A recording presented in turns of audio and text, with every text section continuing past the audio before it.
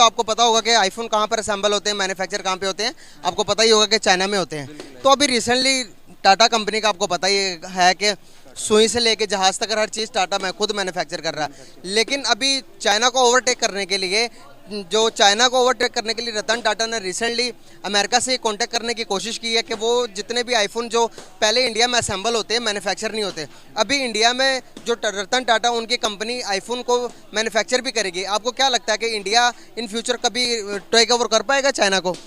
मुझे नहीं ऐसा लगता। अगर मेरा पॉइंट व्यू होता ना, चाइना की इकॉनमी कहाँ ग्रो कर रही है और वो टेक्नोलॉजी के भी लिहाज से चाइना दुनिया में टॉप पे है इस टाइम। तो मुझे नहीं लगता कि टाटा, ये रतन टाटा जो है वो कंपनी का संभल कर पाएंगे। अगर होगा अभी तो मेरा नहीं ख्याल कि वो जो इस टाइम चाइना फ़ोन बना रहा है उससे वो यूजेबल अच्छा हो। कि आईफोन की मैन्युफैक्चरिंग एप्पल ने ये डिसीजन लिया है कि पहले स्मार्टफोन सिर्फ जो है वो इंडिया में मैन्युफैक्चर हो रहे थे, अब मैकबुक्स भी मैन्युफैक्चर होंगे और आईपैड्स भी मैन्युफैक्चर होंगे। इसके बारे में आपका क्या कहना है, क्या ओपिनियन है? इंडिया के लिए कितनी बड़ी न्यूज़ है ये? तो काफ़ी अच्छी बात है अगर इंडिया ने ये चीज़ स्टार्ट की है, और पाकिस्तान को भी चाहिए कि वो इसी तरह से ही करे, आगे अपनी आईटी को, इंडस्ट्री को आगे लेके जाए। जैसे इंडिया काफ़ी ज़्यादा आगे है इस चीज़ में और काफ़ी कुछ अच्छा काम भी कर रहा है वो ऑलरेडी। तो आपको क्या लगता है, इंडिया आईटी में इतना ज़्यादा ऑलरेडी सेल्फ सफिशिएंट है और इतना काम किया है इंडिया ने, और अब आगे जो है एप्पल जैसी बड़ी फर्म्स जो हैं वो भी इंडिया को ट्रस्ट कर रही हैं, तो कितनी अच्छी बात है इंडिया की आईटी फील्ड के लिए, इंडिया के आईटी स्पेशलिस्ट के लिए कितना अच्छा है ये? इंडिया के लिए काफ़ी अच्छी चीज़ है कि आईटी में इंडिया और सॉफ्टवेयर इंजीनियर्स जितने भी हैं वो हमारे इंडिया में काफ़ी ज़्यादा आगे हैं, और आईटी के लिए भी इंडिया काफ़ी ऑलरेडी पहले डेवलप हो चुकी है, और अब मज़ीद अगर उन्होंने आईफोन के लिए किया तो ये काफ़ी अच्छी चीज़ है, अप्रिशिएट करना चाहिए इस चीज़ में इंडिया को। खबर है, बहुत बड़ी इन्वेस्टमेंट है। अगर ये कही जाए बिलियंस एंड ट्रिलियंस का मामला है तो गलत नहीं होगा।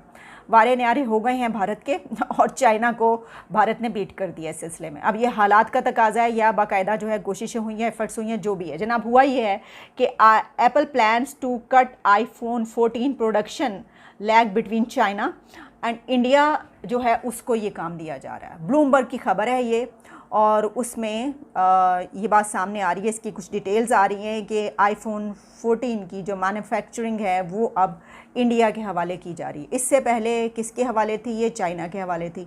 और चाइना, बहुत सारी चीज़ें आ रही हैं सामने कि किस वजह से। वैसे तो ये कि वहाँ पे आप जानते हैं कि कुछ इस तरह की सिलसिले भी रहे, और अमेरिका और चीन के बीच जो इस तरह के ताल्लुकात इस वक्त मौजूद हैं, उसमें ये एक और भी बड़ी खबर बनती है। iPhone 40 to be manufactured in India, another report says. Shipping may start soon after China models. ये बात कही जा रही है। अब इसमें चाइना के लिए एक बहुत बड़ा धचका होगा, और इसमें जो खबरें वो आ रही हैं, according to the report, Apple is working with suppliers to ramp up its production in India and shorten the lag in manufacturing new iPhones in India, which is usually 6 to 9 months later. और कुछ और details इसकी इस तरीके से हैं कि according to the report, the first batch of India made iPhone 14 models will likely be finished in late October और नवंबर। और इसमें दायरे के जब इंडिया की तरफ से ये आ जाएगा ये वाला मॉडल, और फिर पूरी दुनिया में जो है ये चलेगा, और चाइना इसमें पीछे रह जाएगा या रह गया है।